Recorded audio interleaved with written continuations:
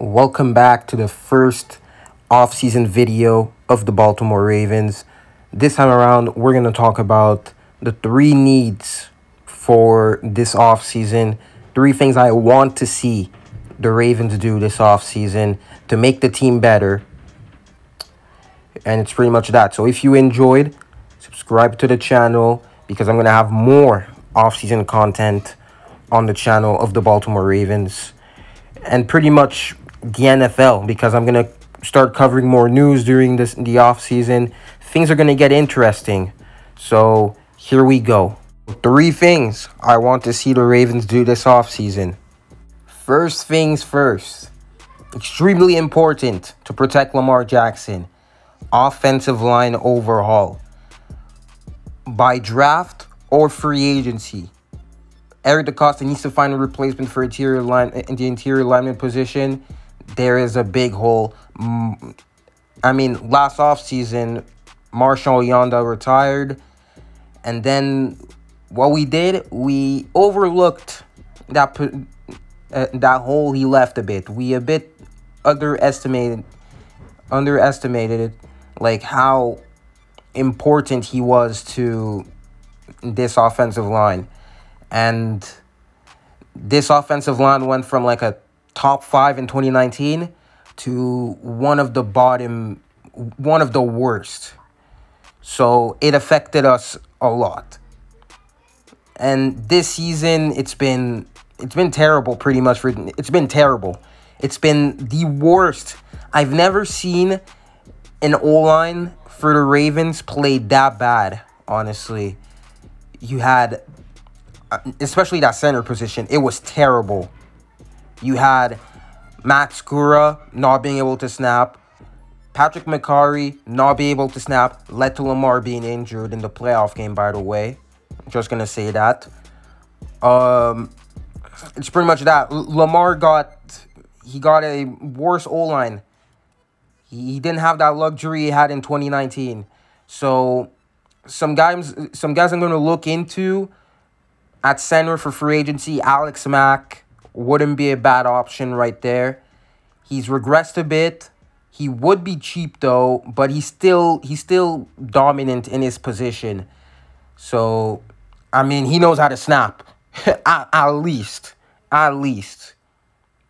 Other guy I would look into, Brandon Scherf, a guard. He's rumored to be interested in staying in Washington, but I think it's less likely. He would be very good. He would be a bit expensive, though. He would be a bit expensive, but he is a very solid offensive lineman. He would help out a lot. Draft. There's White Davis and Creed Humphrey. These guys would be steals in any round. Creed Humphrey's predicted a second round, but I would take him in the first round. But, you know, the entire offensive line needs an overhaul. Orlando Brown requested a trade. Gonna need to go. We need to trade him for some picks. If we get a first-round pick, I think either we double-dip on offensive line. It's one of the options. Or we just draft one offensive line. I would be okay with it. But one draft gem, Deontay Brown from Alabama. I mean, you've seen how good Alabama offensive linemen do at the pro level. So also his draft report, his draft report, he's very good for the run block. He waits a lot, you know, he's getting overlooked because of his weight and how easy he can get beat. But man, imagine in read options, Lamar is running, and then you have him just pancaking defenders. That is a match made in heaven. The second thing I want Eric DeCosta to do this offseason is, it's pretty obvious. It had to be in this video, is get a true wide receiver one. I cannot make a video of Dream offseason or Ravens need video for, you know, and not include wide receiver. It's this team's obvious biggest need. and it's not even close. Like, it needs to be fixed. The Ravens have not really had a game-changing top-tier wide receiver since, like, Steve Smith. And it's been years, honestly. It's been, like, at least 4 years.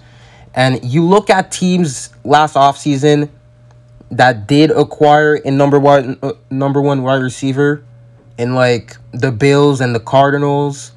I'm talking about Stephon Diggs and DeAndre Hopkins, if you're confused. And both quarterbacks, Josh Allen and Kyler Murray, have respectively looked better, honestly. They've especially Josh Allen, MVP caliber season. And it shows that, like, a top-tier wide receiver changes everything. They create separations, make plays when you need them, force teams to game plan heavily, and they just do things that we have lacked very badly these last few years. And Lamar Jackson has not and does not have a top-tier playmaker. Let's not deny it right now. He does not. The wide receiver course is certainly young and definitely has some talent, but if you want to compete with teams like Kansas City, you need another legitimate receiving threat outside Andrews to be an every down consideration. Inserting a number one receiver into this offense would literally make us unstoppable. Run game, you have a top tier run game, and then you have a top tier wide receiver. Bro, we're gonna be unstoppable. We're gonna be unstoppable, and also pretty simple. We wouldn't have to rely on the run game all the time, and we could actually develop a passing game. So that would be good. Last season as a whole, Baltimore Ravens wide receivers were underproducing as a whole. I'm saying most of the season also. Marquise Brown hasn't been very good most of the season. He picked it up at the end of the season, if you know what I mean. So, it's not consistent. His only legitimate weapon has been Mark Andrews, and he's a tight end. He's been his only consistent weapon. And as I said, Marquise Brown showed some flashes. He has showed some flashes this season, but he's shown drop issues. He didn't have drop issues in college, but if you know what I mean, he has had games where he would drop balls left, right, and center. If you know what I mean. Even during his good games, he's had trouble getting open at times. Also, you had times where he thought he was open, he wouldn't get open. He wasn't really open, and it's pretty much him. He's not the only one. It's pretty much every receiver on the team, except for Mark Andrews, if you know what I mean. And it's been 2 years since we drafted Marquise, and you'd expect him to be a legit wide receiver one. He hasn't gotten, he really hasn't shown that he could be a top-tier wide receiver. He's shown he could be good. He has shown he would actually be lethal as a wide receiver too. Honestly, next season, if we get a receiver and then we push him to number 2, I think he would be unstoppable. It's going to open things up more for him. That's what I mean. So, whether it's by trade or free agency, we need a dominant wide receiver one. If we have to give up multiple assets, so be it. You see how much it pays off to have an elite wide receiver. Either sign one in free agency or make a big-time trade for one. Imagine the things that can be done, honestly. Imagine you have top-tier run game, and then the pass game getting developed. Teams are going to have to respect our pass game now. That is not going to be a joke. We're not going to be a joke. So, man, we're not going to be a team to mess with. And another thing, man, I really don't want to see these Band-Aid signings. Just know, I really don't want like a Seth Roberts type of signing. Michael Crabtree. I mean, Crabtree has been one of Lamar's best weapons ever. But, it's not particularly good. It's not Allen Robinson level, honestly. And talking about Allen Robinson, I'm really a fan of getting a guy like him or Kenny Galladay. Or there's guys like who could be cheaper, like Marvin Jones, who's a spectacular catch machine. I mean, he's a big body receiver. We're going to need that. Corey Davis. I don't recommend Corey Davis personally because he's not consistent. Like, name a more inconsistent wide receiver than him. I cannot. Anyway, adding either one of these receivers would make this offense spectacular. And also, I'm not completely opposed to drafting a number one if we can snack someone like Jamar Chase, Terrace Marshall, Jalen Waddle, even though we had a tendency of struggling with developing wide receivers in the past, if you know what I mean. Whatever we have to do, we need to get an elite wide receiver on this team soon. It will improve this team and elevate Lamar to the next level, like it did to many guys in this past season. Like I said before. Coming into the last point, pass rush. It's going to be very important. It's debatably one of our biggest needs, especially with the situation we have. We have almost every pass rusher every edge whose contract is up. We have Tyus Bowser, we have Matthew Judon, we have Yannick Ngakoue.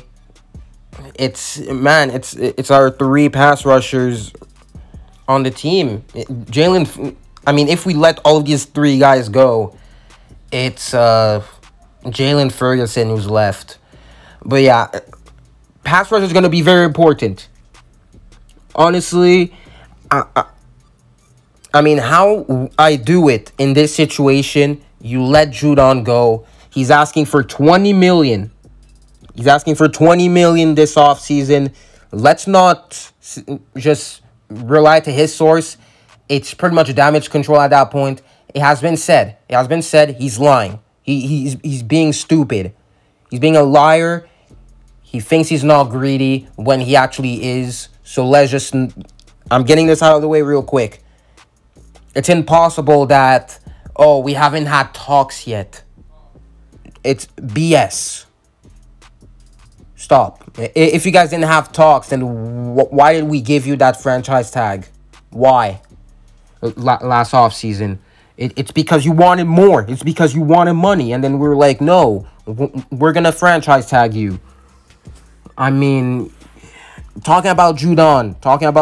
The reason why I'm going to say let him go is because first off, he's played good in his last 4 games. First off, I'm going to give credit when it's due. I'm anti-Judon, but I'm giving credit. He's played good.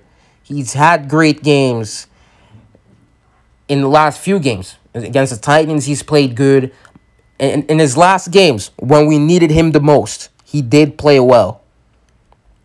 But as a whole this season, you can't try telling me he deserves that money. You cannot try telling me he's actually amazing and he deserves Shaq Barrett money. Literally, I would take Shaq Barrett any day over him. Or pretty much that. Who wouldn't? Shaq Barrett would make an impact on this defense 10 times more than Judon or any pass rusher on the team, on this team right now. And talking about Judon again, I really don't see what the Ravens or some Ravens fans see in him. Honestly, every single time I've talked to a Ravens fan, and then he brings up pressure stats every time. Do people realize you can just say all these pressure stats, quarterbacks, not every quarterback is going to care about the pressure, if you know what I mean.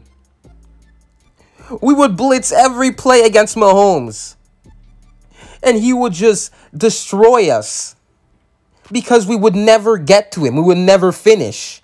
That is why we need a pass rusher who's going to finish. Get out of here with that pressure. I mean, Josh Allen is a demon under pressure. Like, what? What are we saying? Like, if you're talking about a quarterback like Baker Mayfield, okay, good. But he has a good O-line anyway, so he hasn't faced a lot of pressure this season. He's had the best O-line.